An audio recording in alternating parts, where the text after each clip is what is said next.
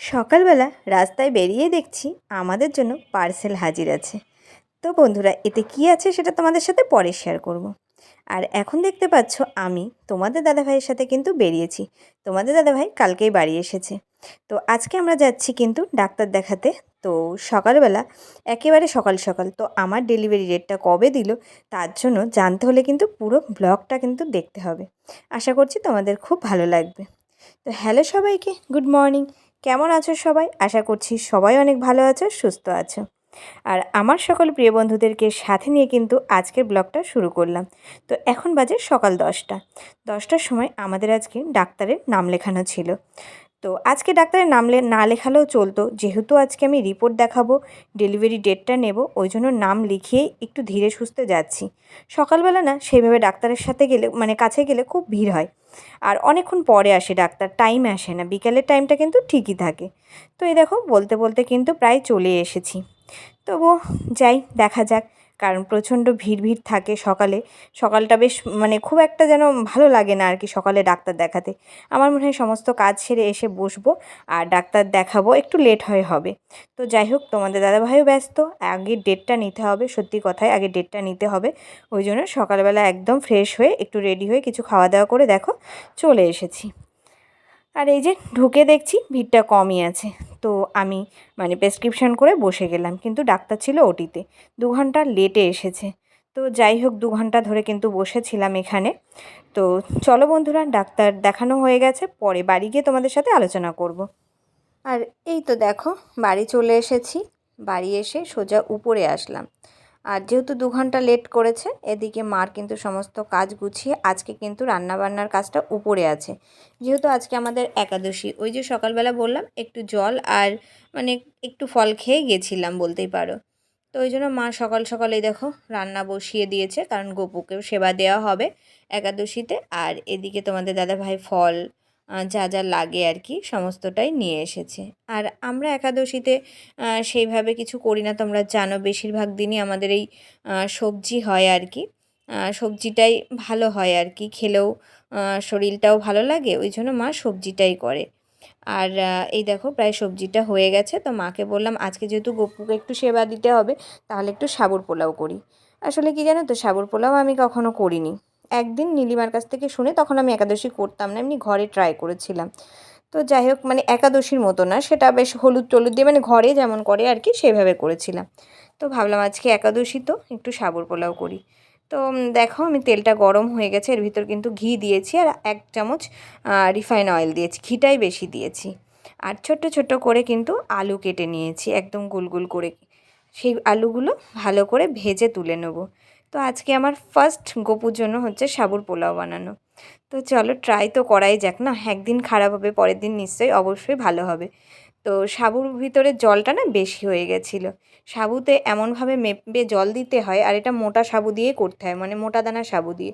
তো যাতে জলটা পুরো শুকিয়ে ওর ভিতরে ঝরা ঝরা হয়ে যায়, আমার জলটা একটু বেশি হয়ে গেছিলো। তো তারপর আলু ভেজে তুলে নিয়েছি, তারপরে দেখো কাজু কিশমিশ দিয়ে ভালো করে ভেজে নিয়ে আলুগুলো দিয়ে সাবুটা দিয়েছি, তারপরে দিয়েছি একটু চিনি, সন্দক লবণ আর হচ্ছে গোলমরিচের গুঁড়ো। তো খেতে বেশ ভালো হয়েছিল, কিন্তু সাবুটা একটু ভিজতো। আজকের দেখো আমার গোপালের ভোগে রয়েছে ফল আর হচ্ছে একটু সবজি আর সাবুর পোলাও। এই হচ্ছে আমার ভগবানের সেবা। তো এখানে দেখো মা সাজিয়ে নিচ্ছে, আর এইভাবেই কিন্তু আমি দিই, যেদিন ভোগ দিই বেশিরভাগ আমি এইভাবেই দিই। বলে না, ভগবান রাধা গোবিন্দর সেবা দিলে সব ঠাকুরের কিন্তু সেবা পাওয়া যায়। তো তোমরা একটু ভোগটা দর্শন করে নিলে, আর ভোগ দর্শন করলে জানো তো দুর্ভোগ কাটে। তো যাই হোক, মা সেবা দিচ্ছিল আর আমি এখানে দেখো বসেছিলাম। পরে আমি স্নান করে এসে বসেছিলাম। তো বন্ধুরা, তারপরে কিন্তু আর ব্লগটা কন্টিনিউ করা হয়নি, এটা আবার পরের দিনের ব্লগ। পরের দিনের দুপুরে আর কি, দ্বাদশীর দিন। আর দ্বাদশীতে কিন্তু আমাদের সকাল সকাল পুজো টুজো দিয়ে গোপালের সেবা দিয়ে আমাদের সেবা নেওয়া হয়ে গেছে। আর এখানে গেছিলাম তোমাদের দাদাভাইয়ের সাথে একটু বাজারে, রিশুর ফ্রেন্ডের আজকে জন্মদিন, ওর জন্য একটা গিফট নিয়ে আসলাম। আর রাত্রে কিন্তু বিয়ে বাড়ি আছে, তো মামামের জন্য একটা ফুল নিয়ে আসলাম। তো ভেবেছিলাম এমনি ফুল নিয়ে আসবো, জিপসিগুলো। তো এটা পছন্দ হলো খোপায় দেওয়ার জন্য, এটা তা ওই জন্য ওকে নিয়ে আসলাম, যেহেতু ওর জন্য নিয়ে আসলাম আর কি। একটু পছন্দ হলো, আমি আর নর্মাল যে এমনি ফুল যেগুলো আর সেগুলো আর আনিনি। আর কিছু ডেলিভারির জন্য কিছু বাজারও করে নিয়ে আসলাম অ্যাপোলোর থেকে আর কি। যা যা ওই যে ফেস ওয়াশ, হ্যান্ড ওয়াশ, যা যা লাগবে, স্যানিটাইজার, আরও আছে না বেবিদের মুখ মোছানো আর কি উইপ, তো সমস্তটাই কেনাকাটা করে নিয়ে এসেছি। আর মায়ের টিপ ছিল না, মায়ের জন্য টিপ আর ক্লিপ নিয়ে এসেছি। যেহেতু তোমাদের দাদাভাইয়ের সাথে গেছিলাম আর যাওয়া হবে না। আর ওদিকে মাম্মাম রেডি হয়ে গেছে, দেখেই নিলে। আর এই দেখো মাম্মাম যেহেতু মোবাইল নিয়ে গেছিলো, তো ওইখানে গিয়ে বন্ধুদের সাথে মানে আনন্দ করেছে। আর পার্টি মানে বার্থডে পার্টিটা রেস্টুরেন্টে হয়েছে দুপুরের আর কি। তো ওর বাবা ওকে দিয়ে এসেছিলো। তো এই দেখো যারা একসাথে ব্যাচে পড়ে আর কি স্যারের কাছে, তো সেখানে ওরা কেক কেটে একটু বার্থডে পার্টি করেছে। তো তারপরে দেখো সন্ধ্যা হয়ে গেছিলো, মামামের জন্য ব্লাউজ সেলাই করতে হচ্ছে। আসলে লেহেঙ্গার ব্লাউজগুলো ওর গায়ে টাইট হয়ে গেছে। তো আজকে ও ভেবেছে মায়ের এই লেহেঙ্গাটা পরবে, কারণ আমার লেহেঙ্গা ওর কোমরে অনেকটাই মানে একটুখানি করলেই ঠিক হয়, কিন্তু ব্লাউজগুলো তো আর হয় না। আর ওর যে 4-5টা লেহেঙ্গা আছে, তো তার মধ্যে প্রত্যেকটা ব্লাউজ মানে টাইট হয়ে গেছে। আসলে 3 মাস ধরে নাচ বন্ধ রয়েছে, শুধু পড়াশোনার চাপে ছিল, তো তার জন্য একটু হেলদি হয়ে গেছে। তো এখন সেটাকে আবার সেট করতে হবে। ওই জন্য বললাম আমার ব্লাউজটা তাহলে ওর গায়ে ফিটিং করে দিই। তো চলো এই ব্লাউজটাই পরবে এর সাথে আর কি, আর এই লেহেঙ্গাটা পরবে। তো এইগুলো আমি রেডি করে দিচ্ছিলাম। তো আর এখানে দেখো, এই দেখো আমাদের ব্রাইডাল বসেছে, এখন সাজাতে হবে, বিয়েবাড়ি যাবে বান্ধবীর দিদির বিয়েতে। হ্যাঁ, পার্সোনাল মেকআপ আর্টিস্ট সাজাবে। এই দেখো এই লেহেঙ্গা পরবে, আর এই যে সব নিয়ে বসেছি। আর দেখো বসে গেছে, দেখো ফুলের মালা অরিজিনাল, সেটা দেখিয়েছিলাম তখন, অরিজিনাল না, এটা আর্টিফিশিয়াল। দেখো তো আজকেও মায়ের কাছে সাজবে, মা ওকে সাজিয়ে দিতে হবে। তো হচ্ছে কিনা চলো ওকে রেডি করে দিই। এখন ওই 6:45 মতো বাজে, তারপরে ওর বাবার সাথে যাবে। তো চলো আমি যাবো না,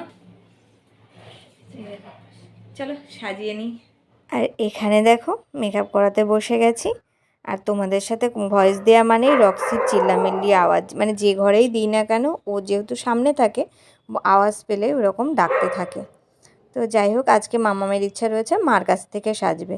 তোমরা আমার পুরনো ব্লগ অনেক দেখেছো। আমি প্রফেশনাল মানে মেকআপ আর্টিস্ট নয়, কিন্তু আমি একটু পারি। আর রিশুও পারে, যেহেতু ও নাচটা শেখে, নাচের সময় ওর মেকআপ ওই করে নেয়। তো যাই হোক ওর একটু ইচ্ছা হলো যে মাম্মা আজকে তুমি সাজিয়ে দেবা, আর হচ্ছে চুলটাও তুমি বেঁধে দেবা। আমি বললাম ঠিক আছে, আজকে আমার মেয়ের ইচ্ছা হয়েছে, তো আমি ওকে মেকআপ করে দেবো। তো যাই হোক দেখো এখন মেকআপ করে নিচ্ছি। ওর মেকআপটা কমপ্লিট হলে তারপরে চুলটা বেঁধে দেবো। আর আজকে একটু খুশি খুশি লাগছে যে বান্ধবীদের সাথে বিয়েবাড়ি যাবে, সাথে ওর বাবাও যাবে। কারণ আমারও খুব ইচ্ছা ছিল, কারণ জবের থেকে মানে অনেক দিন থেকেই বিয়ে হবে মানে ঠিকঠাক চলছে, এরকম একটা আমরা কত আনন্দ করেছিলাম যে যাবো। তো যাই হোক আমি এখন যেতে পারবো না। তো আমার একটু লাগছে যে এমন টাইমে বিয়েটা হলো, একটু আনন্দ করতে পারলাম না। তো যাই হোক আমাদের বান্ধবীদের সাথে না ভীষণ, মানে মেয়েদের বান্ধবী তাদের মায়েদের সাথেও আমাদের এমন একটা সম্পর্ক হয়ে যায় না, মানে ভীষণ একটা নিজেদের মতো হয়ে যায়। তো যাই হোক আমি বললাম পাপার সাথেই যাবে, আর ও যতটা আনন্দ করবে ততটাও আনন্দ করতে দেবে, তারপরে ওকে নিয়ে আসবে। তো যাই হোক আজকে ভাবলাম একটু সুন্দর করে সাজিয়ে দেবো। আর সবাই বলছিল শাড়ি পরবে, কারণ কালকে মেহেন্দিতে সবাই লেহেঙ্গা পরেছিল, কিন্তু মামাম তো যায়নি। আর হচ্ছে শাড়ি পরে না, আমার মেয়েটা তো শাড়ি পরতে পারে না। তো যাই হোক শাড়ি ওকে পরিয়ে দেবো না, যেহেতু পাপার সাথে গাড়িতে যাবে, আমি ওকে লেহেঙ্গাটাই পরিয়ে দেবো। তো চলো ফাইনালি কীভাবে মানে রেডি করছি একটু দেখে না। রিশু চুল বাঁধা কমপ্লিট। এটা কেমন লাগছে অবশ্যই কমেন্টে জানিও। এই দেখো আমার ব্রাইডাল রেডি হয়ে গেছে, বিয়েবাড়ি যাওয়ার জন্য। উঠে দাঁড়াও, তো কেমন লাগছে অবশ্যই। দূরে যা, আমি দেখতে পাচ্ছি না, ওই দূরটায় যা, দাঁড়াও তোমাদেরকে ভালো করে দেখাকেই। দেখো আমার ব্রাইডাল সেজেছে, এদিকটা তুলবো, দাঁড়াও। তো এই দেখো আমার ব্রাইডালের ফাইনাল লুক, এটা পড়েছে আজকে। কেমন লাগছে অবশ্যই জানি, আর কেমন সাজিয়েছি একটু বলো। এই দেখো আমার হেল্প করেছি, ও একটু হেল্প করেছে, যেহেতু ও পারে এই চুলটুলগুলো একটু সমস্যাটাই করে দিয়েছি। ঠিক কেমন লাগে বুঝতে পারবি? হ্যাঁ একদিকে কেন বলি দুদিকে পাতি বলছি ভালো করে বলছি, পিছন দিয়ে অন্য মন্য গুটিয়ে নেবা, এক সাইডে পা দিয়ে বুঝতে পারতিস। হ্যাঁ বসে যা। এই এবার দুদিক দিয়ে অন্যটা হাতের মধ্যে নিয়ে নাও।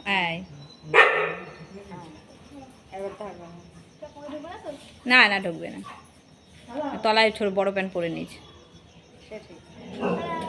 টাটা।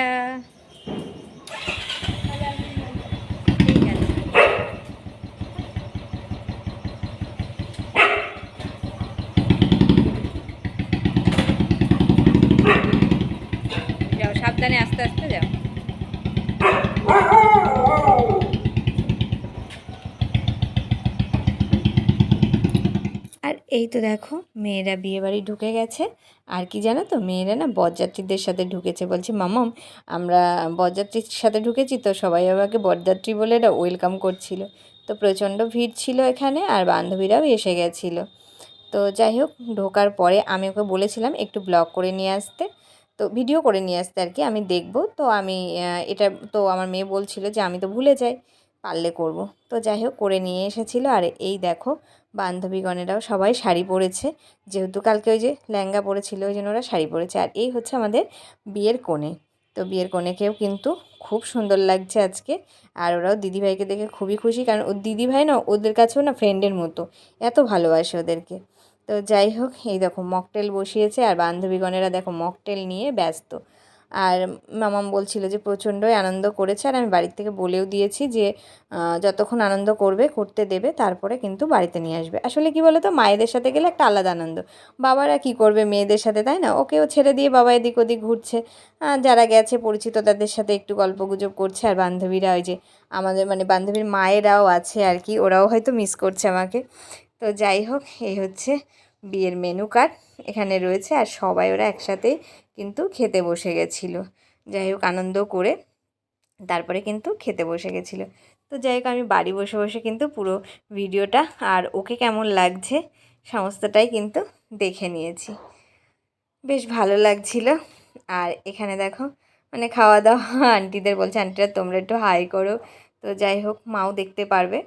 এখানে ওই যে ওর বাবা, ওর আঙ্কেল, মানে সবাই আছে আর কি। আর কি কি মেনু ছিল সেটা তো ওতেই দেখলে, পুরো ভিডিও মেয়ে করেনি। তো চলো মেয়ে এখন যেহেতু খেতে বসে গেছে।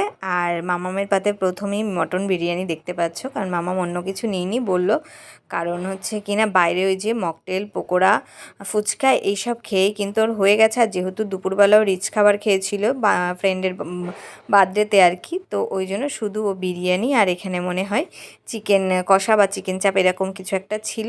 আর অনেক কিছু ভ্যারাইটিস ছিল, মামাম সব ভিডিও কিন্তু করেনি, ও যেটা খেয়েছে সেটাই হচ্ছে ভিডিও করেছে। চলো এখন তোমাদেরকে বলবো আমার ডেলিভারি ডেট কবে দিয়েছে। বিয়েতেই গেল। তো টাইটেল আর থাম্বনেল দেখে বসে আছো যে আমার ডেলিভারি ডেটটা কবে দিয়েছে। তো চলো তোমাদের সাথে সেটাই শেয়ার করব। আর কালকে যেটুকু ভিডিও করেছিলাম আমি এখন ওই কেটে কেটেই ভিডিও করছি, কন্টিনিউ ব্লগ করতে পারছি না। তো জানি না আবার কবে ভালো হয়ে আমি কন্টিনিউ ব্লগ তোমাদেরকে দেবো, কারণ আমার শরীরের অবস্থাটা খুব একটা ভালো নেই, মানে মোটামুটি যেমন থাকার কথা আর কি এই টাইমে সেরকমই আছে। তো এই হচ্ছে সব রিপোর্ট, এই দেখো আগের দিন যে রিপোর্টগুলো দিয়েছিল সব এর মধ্যেই আছে। আর এই যে আমি সব একটা ফাইল করে নিয়েছি, এই দেখো একটা সব ফাইল করে নিয়েছি এগুলো। তো রিপোর্ট দেখে ডাক্তার হচ্ছে, তো আমার এই রিপোর্টগুলো কমপ্লিট হয়ে গেছে। তোমাদেরকে আগের দিন দেখিয়েছিলাম যে আমি রিপোর্ট করতে গেছি।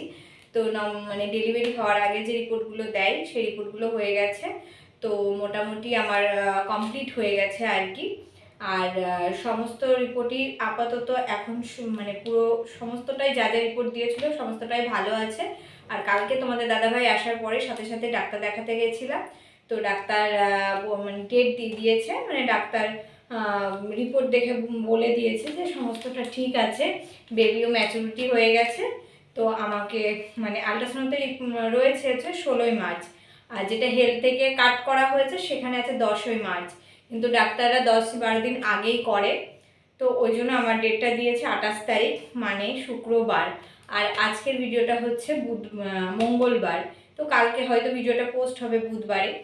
তো যাই হোক মাত্র হাতে আর 2 দিন আছে, বুধ আর বৃহস্পতি। শুক্রবার সকালে আমার ডেলিভারির জন্য ওখানে যেতে হবে।